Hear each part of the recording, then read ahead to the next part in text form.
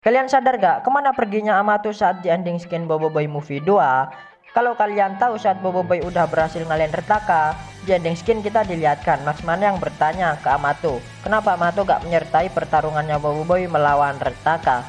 Amato pun ngejawab kalau itu gak perlu karena Boboiboy harus bersedia untuk menjalankan misi yang jauh lebih besar ke depannya.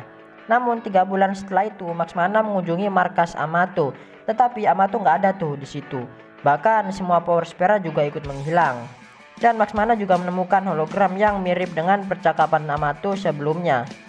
Terus kemana perginya Amato saat itu? Mungkinkah ada yang mengincar dan menculik Amato sekaligus membawa semua power spera sebagai sandera? Kalau memang benar diculik, pastinya musuh yang akan dihadapi Boboiboy akan jauh menjadi ancaman galaksi nantinya. Karena sekelas Amato aja bisa dikalahin anjir. Gimana menurut pendapat kalian?